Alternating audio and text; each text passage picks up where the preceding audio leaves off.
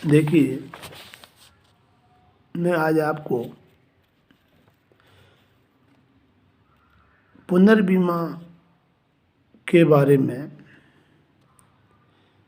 जो विधि होती है, मेथड ऑफ री इंश्योरेंस की पुनर्बीमा कराने की विधि, कराने की प्रमुख 3 विधियां हैं।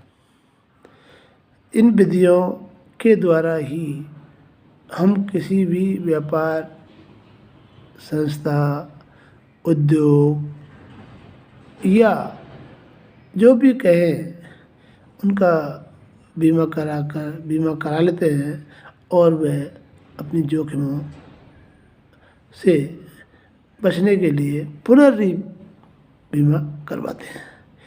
पुनर्री इंश्योरेंस में कुछ बीमाकर्ता अपने हिस्से की कुछ जोखिम को दूसरी कंपनी से हस्तांतरण करता है, उसका इंश्योर करता है ताकि उसका दायित्व बढ़ जाते हैं। अब इसमें पहली विधि है ऐच्छिक विधि। ये ऐच्छिक विधि जो होती है, ये कंपलसरी। दूसरी होती है समझौता या संधि विधि, समझौता या संधि विधि। और तीसरा है पूल विधि। देखिए बच्चों कि ऐच्छिक विधि के बारे में रीगल एंड मिलर ने लिखा है, ऐच्छिक पुनर्बीमा किसी विशिष्ट जोखिम के लिए किसी विशिष्ट समय पर की गई व्यवस्था है। पुनर्बीमा जो है ऐच्छिक विधि में, ऐच्छिक पुनर्बीमा किसी विशिष्ट जोखिम के लिए किसी विशिष्ट समय पर की गई व्यवस्था है। वास्तविक में ऐच्छिक पुनर्बीमा में प्रत्येक बीमाकर्ता और पुनः बीमाकर्ता स्वतंत्र होते हैं।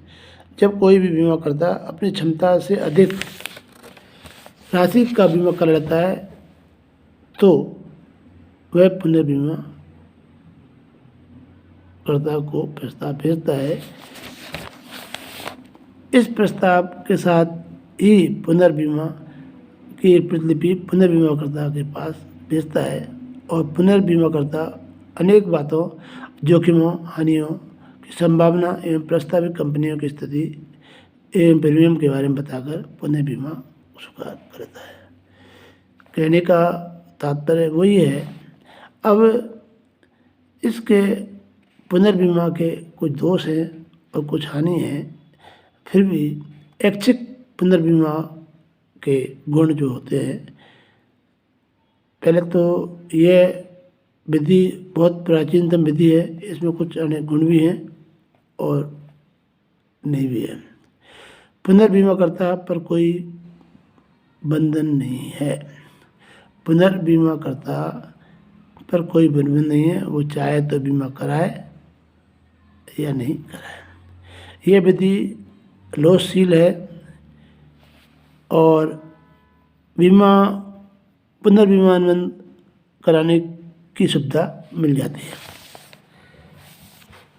यह उन विधियों या उद्देश्यों में बहुत उपयोगी है जो जोखिम को प्रमाणित ना हो और संकटकालीन परिस्थितियों में इस विधि को अपनाया जाता है।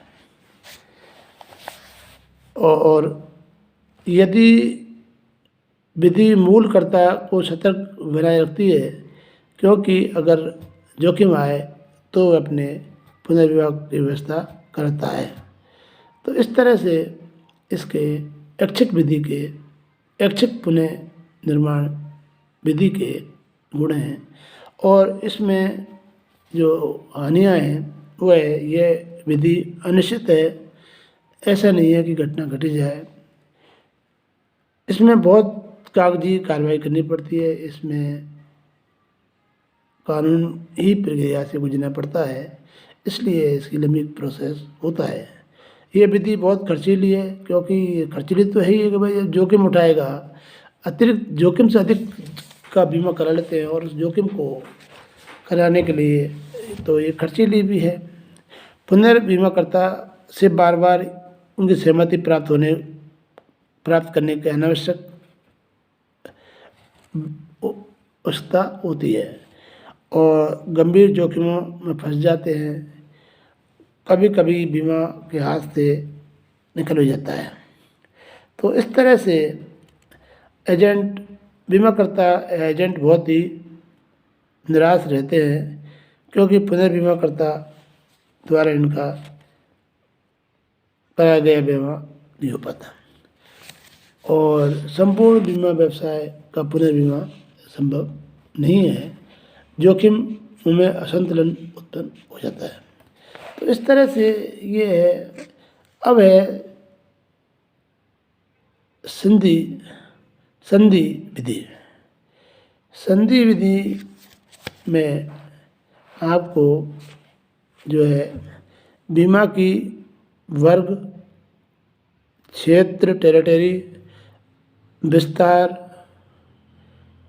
तथा अधिकतम राशि का उल्लेख किया जाता है। इस विधि पुनर्बीमा की एक अनिवार्य विधि है। मूल बीमाकर्ता को समझौता की शर्तों या समझौता के अंतर्गत उल्लेखित जोखिमों का पुनर्बीमा कराना पड़ता है। जो संधि है उसमें कुछ कंडीशन हैं या इस प्रकार से कह सकते हैं। कोटा या निश्चितता अंश संधि, अतिरिक्त या अधिक संधि, हानि अधिक के संधि और हानि अधिक के अनुपात में। इस तरह से हम इन 4 भागों में इन संधियों को बांट सकते हैं। देखिए बच्चों, ये जो है फिर इनको अलग अलग दिशाओं में बांट सकते हैं। फिर इसके बाद में आता है इसके गुण दोष भी है और गुण दोष के में वही स्थिति है कि ये स्वतः बीमा की व्यवस्था है, व्यवसाय प्राप्त करने में आसान रहती है। पुनर्बीमा एक सरल विधि है। ये मितव्यता कही जा सकती है, स्वतंत्रता पूर्वक भी है, जोखिमों में संतुलन बने रखती है। इस तरह से ये संधि विधि है। पूल में जो है अपन ये कह सकते हैं कि पूल इस विधि के अनुसार सभी बीमाकर्ता अपना संगठन बना लेते हैं और सदस्य बीमाकर्ता अपने संपूर्ण व्यवसाय के प्रति पूल देता है। ये कहने का मतलब है पूल विधि वह है जो एक संगठन बनाकर और उनका बीमा करते हैं। ये पूल विधि है। इसके आज के लिए इतना ही। थैंक्स।